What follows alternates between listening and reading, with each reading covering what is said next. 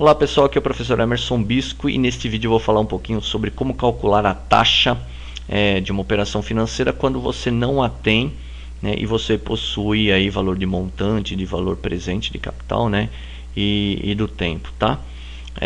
Novamente eu vou utilizar a fórmula genérica lá de juros, dentro de juros compostos, né, juros compostos, montante igual a capital que multiplica 1 mais e elevado a n, tá? E fazer essa continha aqui, mostrar como se calcula. Então vou pegar esse exemplo aqui, ó. Se um valor de R$ 4.094,50 aplicados por um ano a uma determinada taxa resultou em um montante de R$ 6.555,43. Qual foi esta taxa? Então vamos dar uma olhadinha lá na nossa fórmula e montar aquele cabeçalho lá que eu sempre indico para vocês, para não ter erro na hora de substituir na fórmula, ok? Vamos lá. Bom, eu tenho aqui o montante, né, 6.555,43, capital 4.094,50, o tempo de um ano e eu quero saber a taxa. Substituindo aqui na fórmula fica bem fácil, né, não tem muito segredo. Então, montante 6.555,43, 4.094, o mais i, o i eu não sei, né, elevado a 12, né. Novamente aqui igual ao cálculo do tempo, o 12 aqui que acabam dificultando um pouquinho mais essa conta, né? Então, vou fazer o que dá para simplificar primeiro, né? Então, passo 4.094,50 dividindo, né? Para ficar mais simples, né? Para eu isolar o i aqui. Então, eu tenho 6.555,43 dividido por 4.094,50, já que ele estava aqui multiplicando, vai dividindo, né? Igual 1 mais i elevado a 12. Bom, isolei aqui ao máximo que eu pude, né? Fazendo essa conta aqui, ó, de 6.555,43 dividido por 4.094,50, eu tenho o valor de... Deixa eu ajustar aqui que está um pouco fora, né? 4.094,50.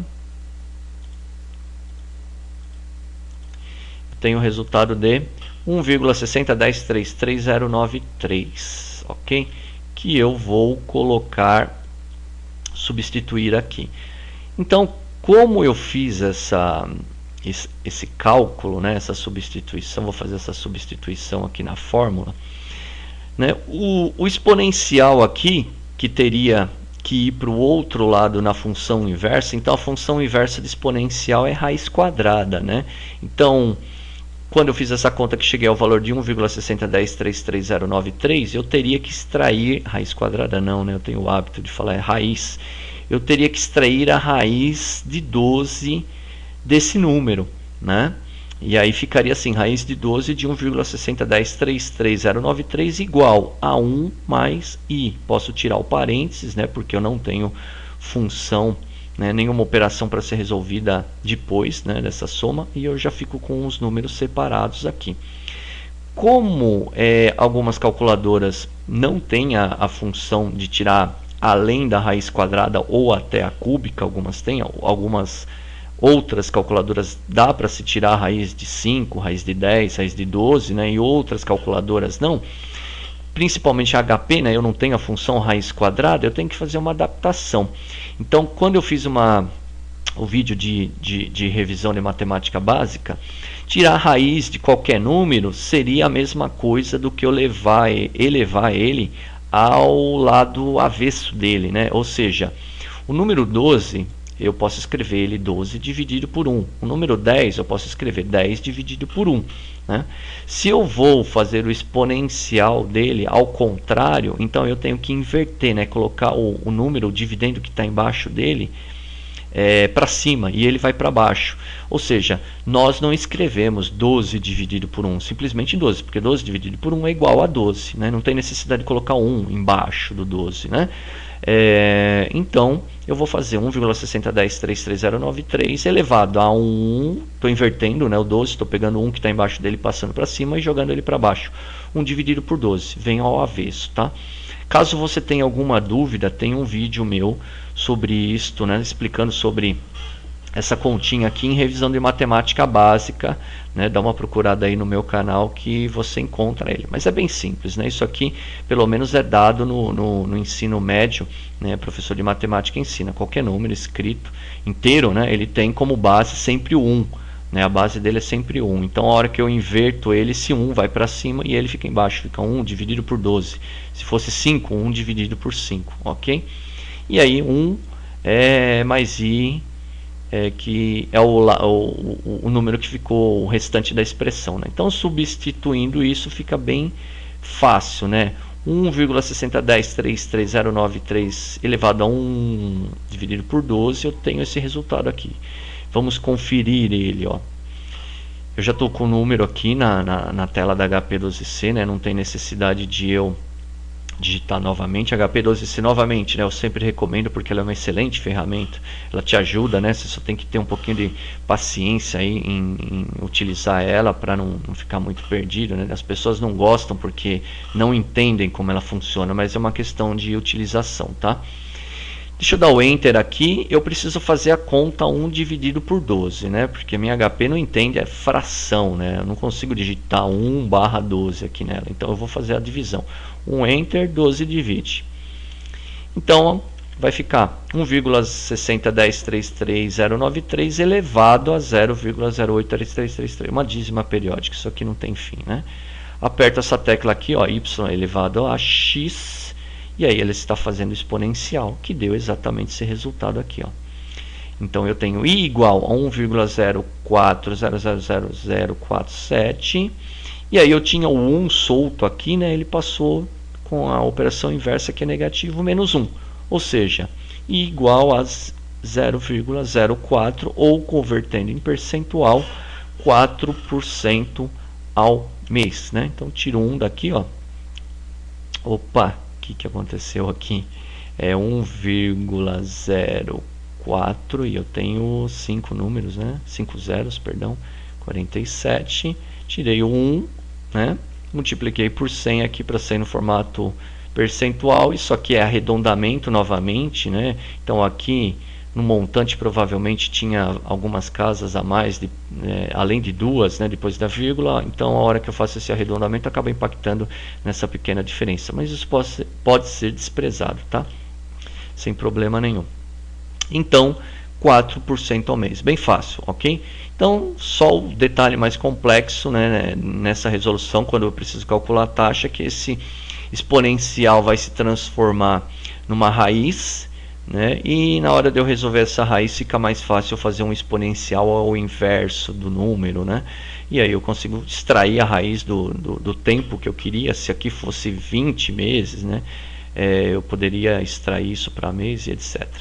Um detalhe interessante também, aqui eu usei no formato mês, né? E a taxa saiu ao mês. Se eu tivesse utilizado colocado um ano aqui, eu iria extrair a raiz de 1. A raiz de 1 seria o próprio número, 1,60, né? E extraindo 1 daria 0,601033, que daria 0,60,10% ao ano, tá? Se você pegar 1,04 e capitalizar ele para 12 meses, já que a gente está falando de juros compostos, né? Elevar ele para 12 meses, tirar 1, ó, eu vou ter o valor da taxa de 60,10% ao ano, que é esse valor aqui, ó, 60,10, tá? Então, de acordo com o tempo que você utilizar aqui na expressão, o resultado final sai no mesmo tempo que você utilizou. Como eu utilizei meses, eu tive o resultado ao mês. Se eu tivesse utilizado aqui, um ano, o meu I seria uma taxa ao ano, que seria o 60,1022186, tá? Deu uma pequena diferença aqui em função novamente de arredondamentos, tá? Mas se a gente fosse deixar só duas casas depois da vírgula, 60,10% ao ano, ok? É normal essas pequenas diferenças, sempre em função de arredondamentos dos centavos nossos, né? A nossa moeda, por ter duas casas depois da vírgula, no momento que você arredonda isso, ele acaba impactando no final das casas decimais, principalmente de taxas, tá? Bom, então era isso. Também é bem fácil resolver através da fórmula, né? Isso aqui. E eu estou esquecendo da HP12C. Vamos resolver isso aqui na HP12C novamente. Estava esquecendo de encerrar o vídeo sem resolver aqui utilizando as teclas financeiras da HP12C. Então, limpando os registros financeiros, né, dá um F-fin aqui, ó, de clear, limpar registros financeiros, né? Porque provavelmente você pode ter feito outras contas aí utilizando as teclas financeiras e isso pode atrapalhar na sua conta atual. Então, 4.094,50 é o valor presente, ok? 6.555,43 é o valor futuro, não esquecendo que a calculadora HP12C trabalha na sistemática de fluxo de caixa, então quando eu for alimentar duas teclas simultaneamente, né, aqui financeira, ou PV, ou PMT, ou FV, se eu alimentei uma obrigatoriamente, a outra tem que ter o sinal contrário, né? Ou seja, coloquei PV positivo, aqui tem que ser negativo. Se eu tivesse colocado negativo, o FV no PV, né, o FV teria que ser positivo, tá? Então não esqueça desse detalhe, que senão acaba acontecendo, dá um erro, né? Ela não faz a conta, aparece error 5, error 5, ok? Aperto o FV aqui,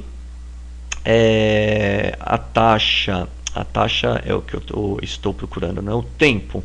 Vou colocar aqui 12N e aí eu quero a taxa de 4%. Tenho a resposta dela de 4% ao mês. Coloquei 12 ao mês, né, 12 meses, e aí eu tenho 4%. Uma curiosidade, se eu colocar 1 de um ano e apertar o I, ó, ela vai me dar a taxa ao ano, 60,10330932, ok?